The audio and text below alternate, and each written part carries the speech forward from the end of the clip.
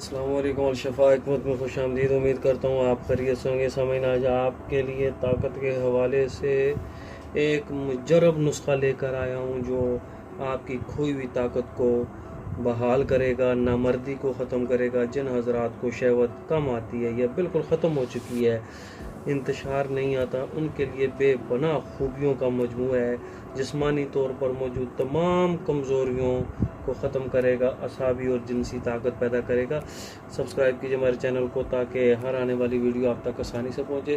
سامعین، میں تعارف کراتا ہوں اجزاء کے بارے میں، لیکن پہلے یہ بات بتا دوں، یہ نسخہ ذرا مہنگا ہے، لیکن انشاءاللہ اگر آپ اسے استعمال کریں گے تو یہ طاقت کی بہاریں دکھائے گا آپ کو یہ نسخہ. تو سب سے پہلی چیز ہے جو اس کا مین جز ہے وہ یہ ہے مشک، کستوری. یہ کستوری ہے، یہ اسے مسک بھی کہتے ہیں، مشک بھی کہتے ہیں.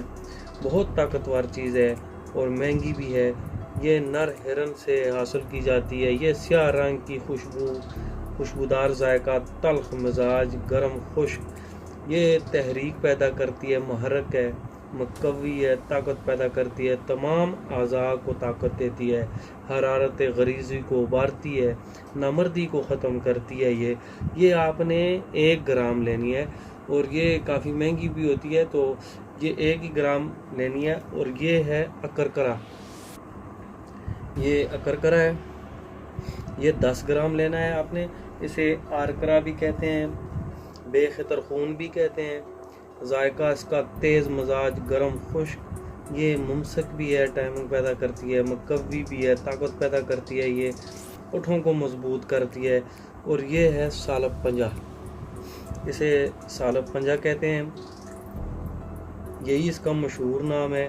اسے خصیت السالب بھی کہتے ہیں. یہ مولد منی بھی ہے، منی پیدا کرتا ہے، مغلظ بھی ہے، پٹھوں کو طاقت دیتا ہے، مقوی ہے، مردانہ طاقت پیدا کرتا ہے. مزاج اس کا گرم خشک ہے. یہ آپ نے 10 گرام لینا ہے. اور یہ ہے موسلی سفید. اسے موسلی سفید کہتے ہیں. یہ مغلظ بھی ہے، منی کثرت سے پیدا کرتی ہے، منی کو گاڑھا کرتی ہے، بدن کو مضبوط کرتی ہے، پٹھوں کو طاقت دیتی ہے، مردانہ طاقت پیدا کرتی ہے. مزاج اس کا گرم خشک ہوتا ہے. یہ بھی آپ نے 10 گرام لینا ہے. اور یہ ہے جلوتری. اسے جلوتری کہتے ہیں، اس کو بسپاسا بھی کہتے ہیں. ذائقہ اس کا تلخ اور تیز ہوتا ہے. مزاج اس کا گرم خشک دوسرے درجے میں ہوتا ہے. یہ معدہ و جگر کے لیے مفید ہے، فاضل رطوبات کو خشک کرتی ہے، مقوی با ہے، مردانہ طاقت پیدا کرتی ہے، محرک ہے، تحریک پیدا کرتی ہے. اور یہ بھی آپ نے 10 گرام لینی ہے. اور یہ ہے جائفل. اسے توڑ کر اس کا مغز آپ نے لینا ہے، یہ آسانی سے ٹوٹیں گے. یہ جائفل ہے، اسے جوز بوا بھی کہتے ہیں. ذائقہ اس کا تلخ ہوتا ہے، اس کی بو جو ہے وہ تیز اور خوشگوار ہوتی ہے. مزاج اس کا گرم خشک ہے. یہ کمزوری یعنی ضعف با اور ضعف معدہ کے لیے بہت ہی اعلیٰ ہے. حرارت غریزی کا محافظ ہے، مردانہ طاقت پیدا کرتا ہے.